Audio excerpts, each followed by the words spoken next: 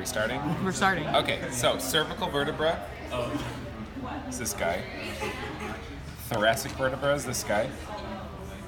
Lumbar vertebra is this guy. As Phil was saying, the cervical kind of looks like a little elephant, a little baby elephant. Has a little trunk on it and everything. Yeah, a little trunk, a little like the ears out here. Yep. Giraffe. Okay, I say giraffe. I meant to say thoracic, but it's giraffe. Like you see, it's 100% a giraffe. Yes. And lumbar is basically 100% a rhino. Yes. It kind of breaks down a little bit, but it's a rhino. All right, so let's start with the stuff that's common to all of it, Okay. and that it all makes, when you think about the name, it kind of makes sense. So you have the superior and inferior articular facets or facets. I don't care how you say it. Spell it right. This is thoracic, Yes. correct? Okay. So superior and inferior articular facet or facet, whatever, is basically where the vertebrae articulate with each other. Hence, articular facet. So it's the flat part. So right here in orange is the superior articular facet. Okay. Down here in green, I just flipped this over, is the inferior articular facet. So if I can show you, like on an actual, like this is a decent model of a vertebral column. The superior articular facets of this thoracic vertebra articulates with the inferior, so like they stack on top of each other. Okay. Like, do you see this? Yes. So when you actually look at an articulated vertebral column, you can see the facets articulating together. Very nice. That makes sense? Yes. Okay, so that's relatively straightforward. So the superior articular facet in the thoracic vertebra is here, inferior is there. The superior articular process is basically the tips of the facets. So if the orange is the facet, the black is the process. And inferiorly, the green is the facet, the purple is the process. Okay. Make sense?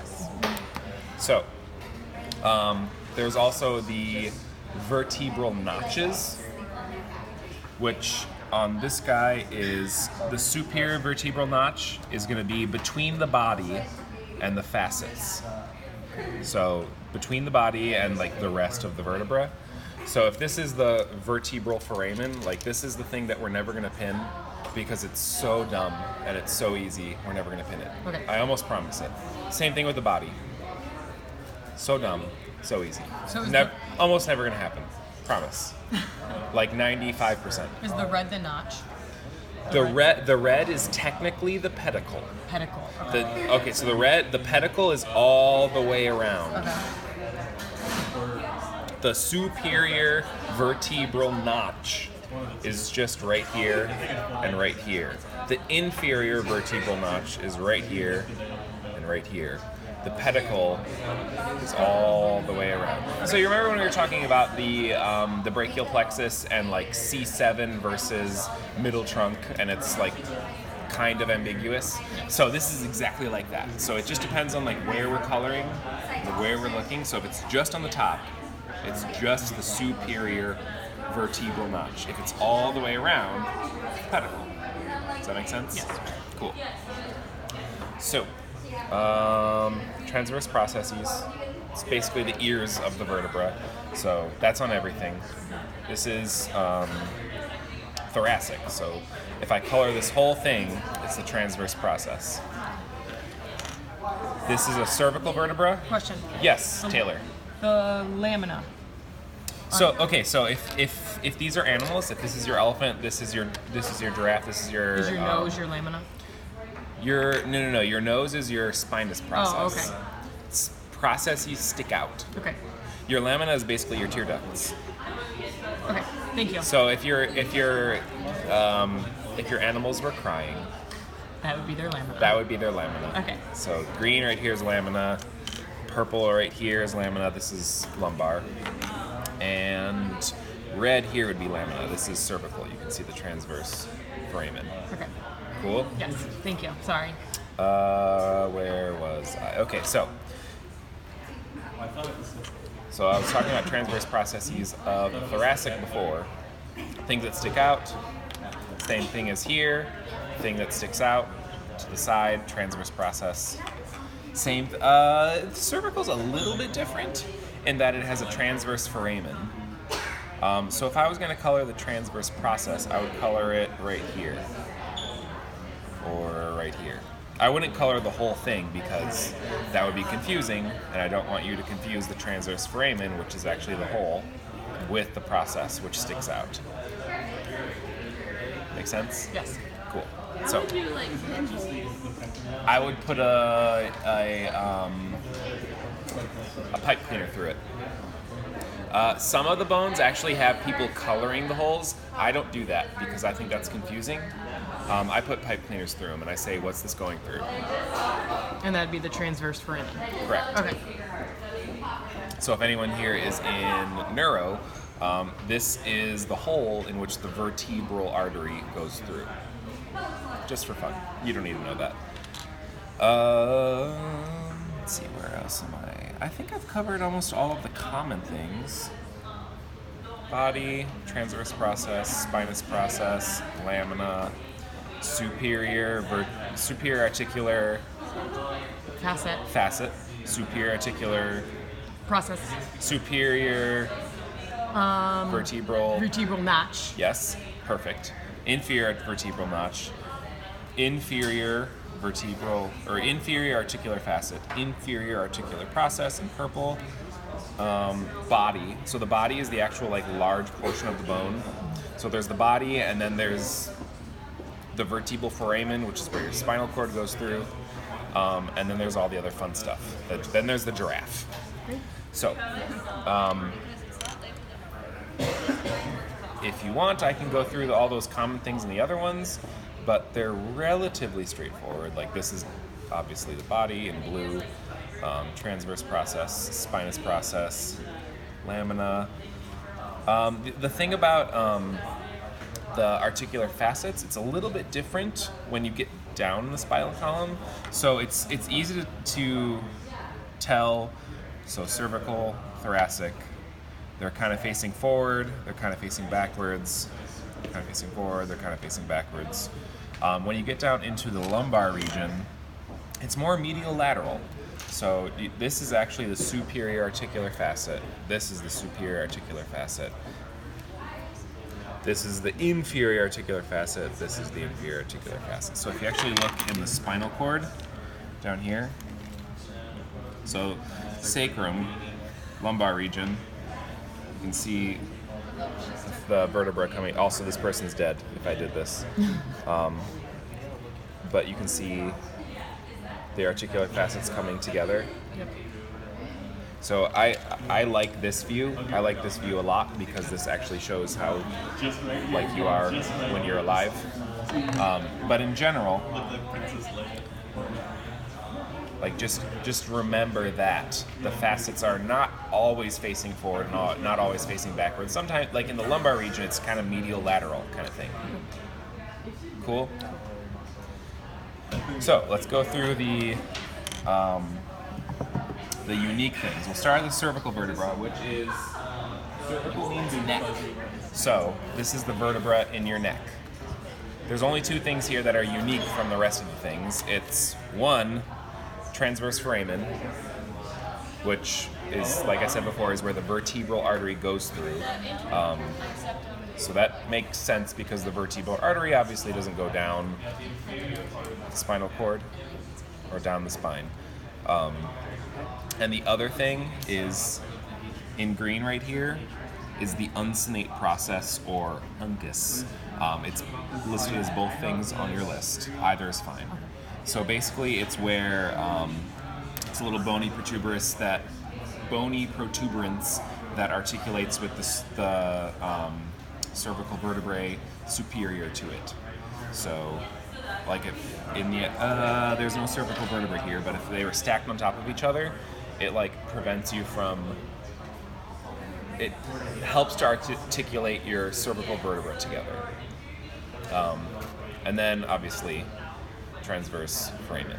So the first thing I want you to do when we ask you a question about vertebra is lift it up and count the holes. So if there's one, it can't be cervical. If there's more than one, it's probably cervical. If there's a hole in the body, like there is right here, that's garbage. All that is holes drilled into it so that we can do things like this. There shouldn't be holes in the body.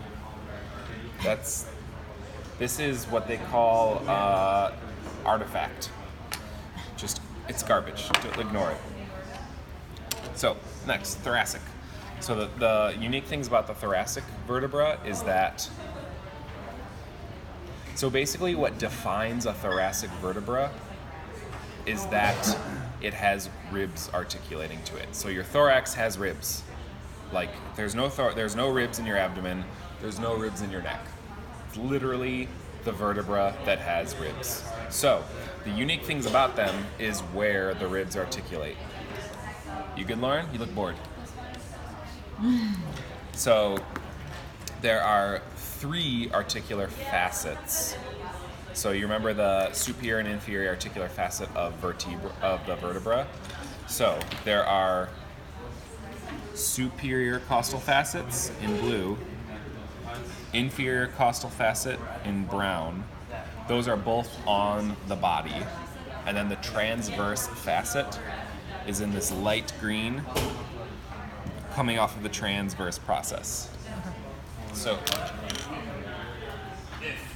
we had a skeleton, and so like on the back you can see, like right here's the transverse process, and you can see it articulating with the ribs. That's the right, like right here is the transverse costal facet articulating with the, what's it called? It's the transverse, or articular facet for transverse process of the rib. And that is articulating with the transverse process. So on the front, you might not be able to see this because you have to look through ribs, but each individual rib is like between each vertebra. So the inferior articular facet, or the inferior costal facet of the vertebra body articulates with the superior articular facet for vertebral body, and that is the full name. So I just want you to like understand that like the ribs go between the vertebrae and like kind of articulate between them. These like clearish, translucent things are supposed to be vertebral discs. I don't really understand that much about them, other than that if you slip them, it's bad. So, Sorry. So, like I said, thoracic vertebra looks like a giraffe, has all the same structures as the other vertebra, but except that it has costal facets. Because by definition, thoracic vertebra is a vertebra in the thoracic region. It connects with the rib. So superior costal facet, inferior costal facet, transverse costal facet. All right, we've gotten through cervical, we've gotten through thoracic, we've gotten to lumbar. Lumbar is easy. There's only 2 things that are unique about this: mammillary process, accessory process. So mammillary process right here is colored in orange. So I've done a little bit of Googling of like what these words actually mean, and mammillary process literally means breast-shaped process. So I guess if this was a very, very strangely shaped human, those would be the boobs. I don't see it, but okay. So it's basically this part that sticks out of the superior articular facets, which if you compare it to the other ones, it does stick out more. So it makes sense to name it. The accessory process is going to be in green. So if this is your animal, your rhino, and these were your ears, your earrings would go right here. And earrings Accessory. Are, exactly. And earrings are accessories. So Perfect. your accessory process is going to be these little green dudes right here. What are the ears called again? Transverse process. So these are like these things I'm holding right now are transverse processes. And then go to your accessory process. And yeah, right here is your accessory process, mammillary process, spinous process.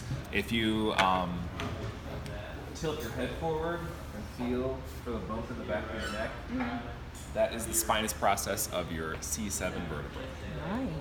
So That's really big on people that want to. it will stick out more. I don't know if the bone is any bigger. That I don't think it would be any bigger, but it would stick out more. Yeah. Great. Cool. Cool. You're the Are best. there arteries that run through here? Not that you need to know about. So the only thing that you might be interested in is that you know how the two vertebral arteries run up the neck and come together to make the basilar artery in your brain? The vertebral arteries run through the transverse foramen. And then meet to the basilar artery. Correct. Okay. For this? Not for this, no.